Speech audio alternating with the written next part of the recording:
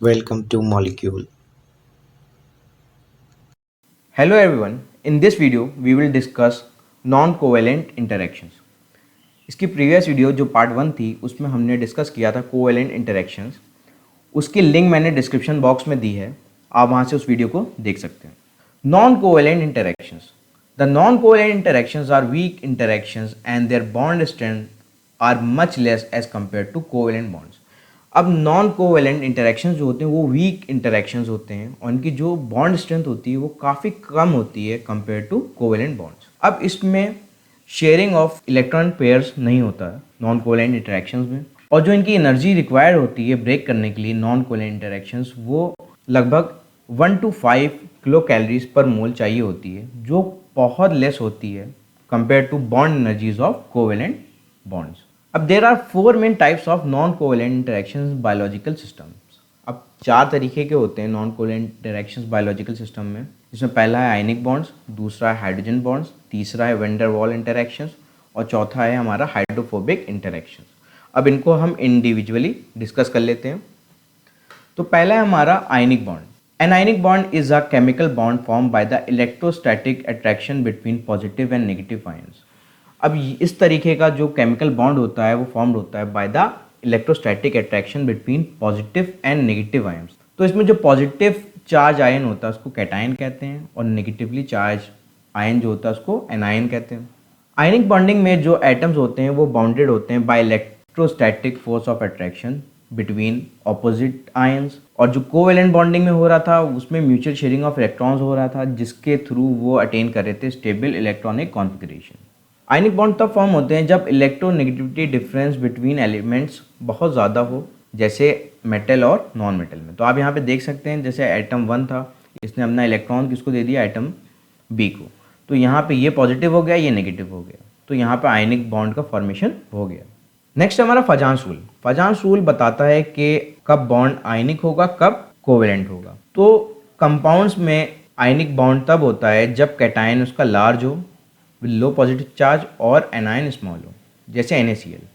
तो NaCl में Na+ जो है वो लार्ज आयन है विद लो पॉजिटिव चार्ज और Cl- जो है वो स्मॉलर एनायन है।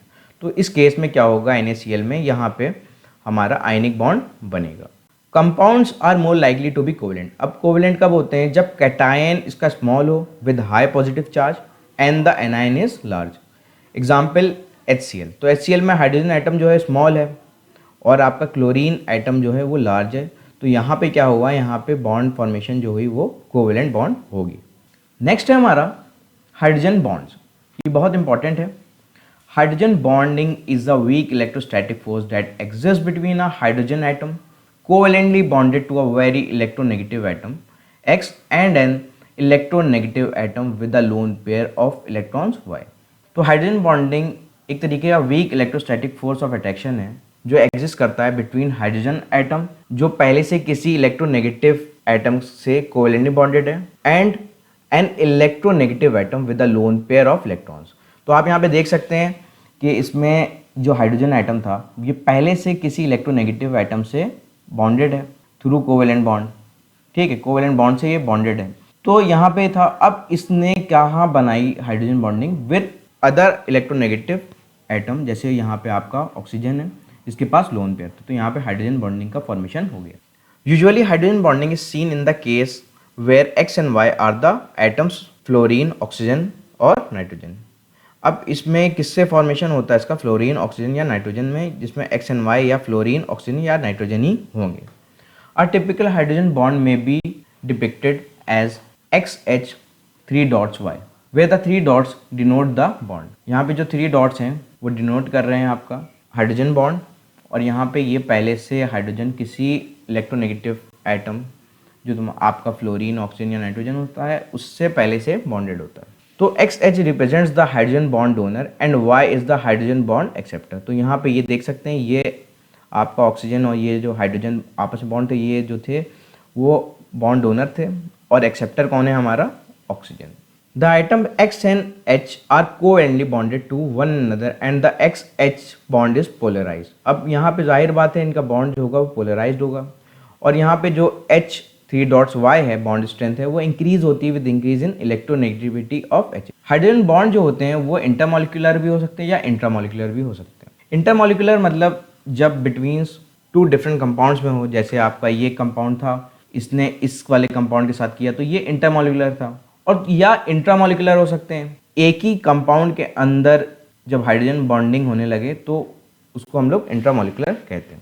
Hydrogen bond are considered to be weaker than ionic and covalent bonds. अब ये वीक होते हैं आयनिक और कोवेलेंट बॉन्ड के मुकाबले, मगर हाइड्रोजन बॉन्ड जो होते हैं are stronger than most of the non covalent bonds.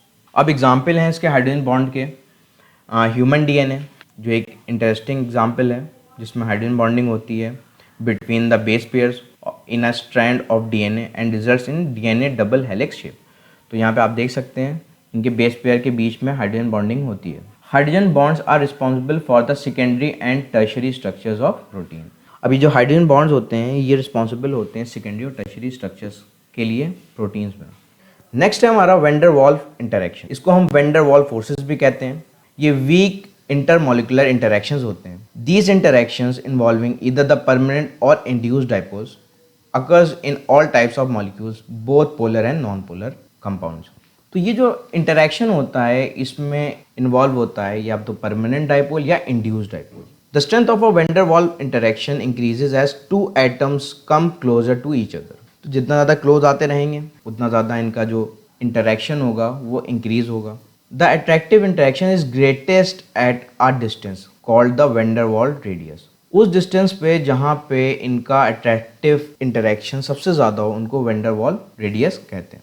जब मॉलिक्यूल्स अप्रोच करते हैं एक दूसरे को बहुत क्लोजली तो यहाँ पे एक रिपल्सिव फोर्स भी लगती है, क्योंकि उनके पास इलेक्ट्रॉन क्लाउड्स होते हैं जो बिगिन कर देते हैं रिपल्शन आपस में। The magnitude of van der Waals forces depends on how easily an atom is polarise. अब जितने आसानी से पोलराइज हो जाएगा एटम उतना ज़्यादा मैग्नीट्यूड होगा आपका वैन डर वाल्स फोर्सेस का। Electronegative atoms with unshared pair of electrons are easily polarise.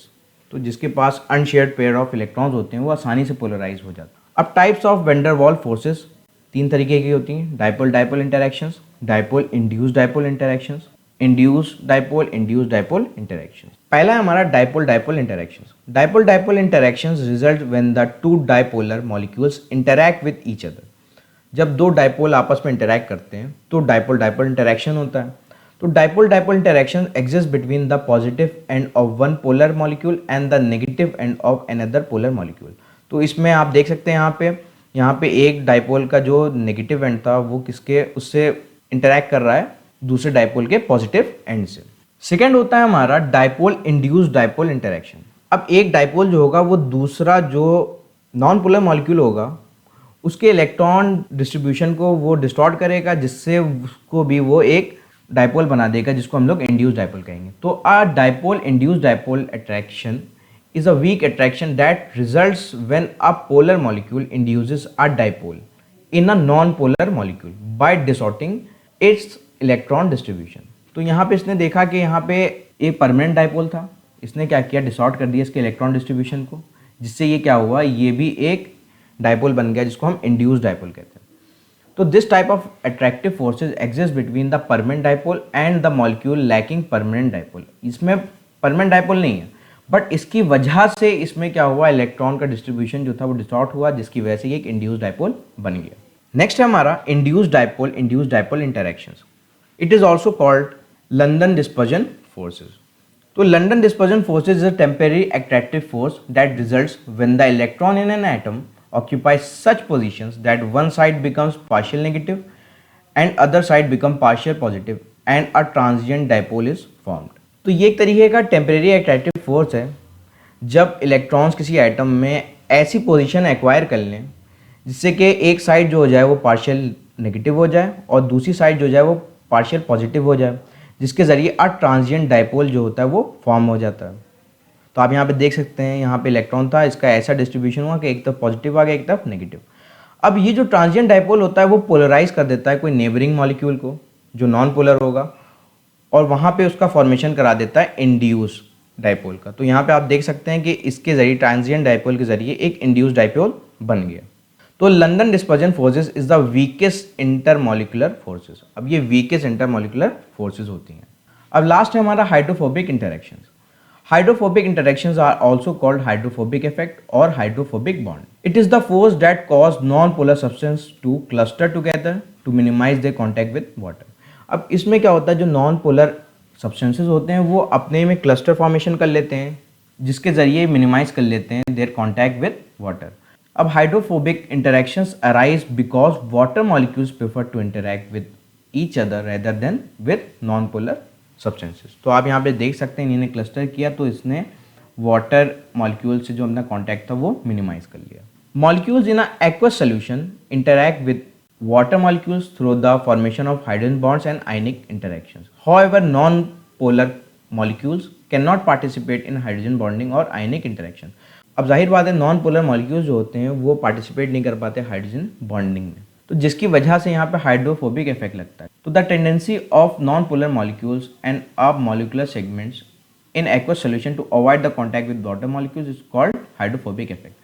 तो यहाँ पे हाइड्रोजन बॉन्ड फॉर्मेशन होता नहीं है, जिसकी वजह से यहाँ पे ये इंटरैक्ट करते नहीं है, तो यहाँ पे हाइड्रोफोबिक इफेक्ट लगता है। तो the interaction of non polar molecules with water are not as favourable as are interaction between the water molecules themselves. तो वाटर मॉलिक्यूल्स में आपस ही में हाइड्रोजन बॉन्डिंग होने लगेगी, तो वो उनके लिए वो ज़्यादा प्रेफरेबल है compare to interaction with non polar compounds.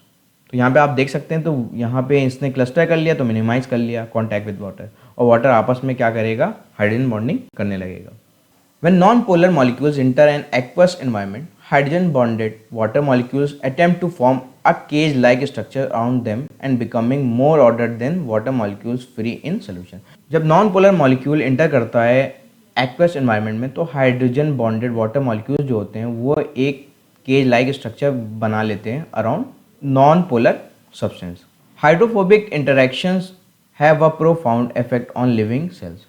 इसका एग्जाम्पल है आपका, they are primarily responsible for the structure of membranes and the stability of proteins। अब प्रोटीन्स में भी होता है और membranes में भी हाइड्रोफोबिक इंटरेक्शंस लगते हैं। तो ये आज हमने डिस्कस कर लिया केमिकल इंटरेक्शंस जो लिविंग सिस्टम में होते हैं अलग अलग तरीके के।